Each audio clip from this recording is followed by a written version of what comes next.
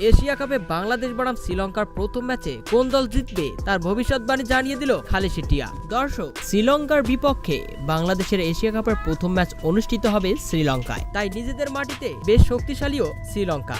বাংলাদেশ এবং শ্রীলঙ্কার পূর্বের ম্যাচের ইতিহাস ঘেঁটে দেখলে এখন পর্যন্ত দুই দলের 51 ওভারের দেখায় বাংলাদেশ জয় পেয়েছে 9 ম্যাচে এবং শ্রীলঙ্কা জয় পেয়েছে 40 ম্যাচ। সবশেষ 10 ওয়ানডেতে 6 ম্যাচে জয় পেয়েছে শ্রীলঙ্কা এবং 4 ম্যাচে জয় পেয়েছে বাংলাদেশ। তাই বলা যায় শ্রীলঙ্কার বিপক্ষে বাংলাদেশের ইতিহাসটা একটু খারাপই। তবে প্রতিবারই বাংলাদেশের কোনো ম্যাচ অনুষ্ঠিত হলে তার ভবিষ্যৎবাণী করে খালেদ শেঠিয়া। তাই এবার এশিয়া কাপে প্রথম ম্যাচে বাংলাদেশ মুখোমুখি হবে শ্রীলঙ্কার বিপক্ষে। আর এই ম্যাচেও ম্যাচ প্রেডিকশন করেছেন খালেদ শেঠিয়া। খালেদ শেঠিয়ার সামনে বাংলাদেশ এবং শ্রীলঙ্কার পতাকা দুটি কাগজ সামনে দিলে সেই খালেদ শেঠিয়া বাংলাদেশের কাগজটি তুলে নেয়। আর এতেই নির্ধারণ করা হয় বাংলাদেশ প্রথম ম্যাচে শ্রীলঙ্কার বিপক্ষে জিতবে।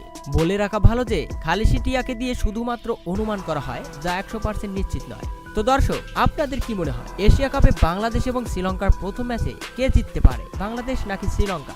কমেন্ট করে জানিয়ে দিন।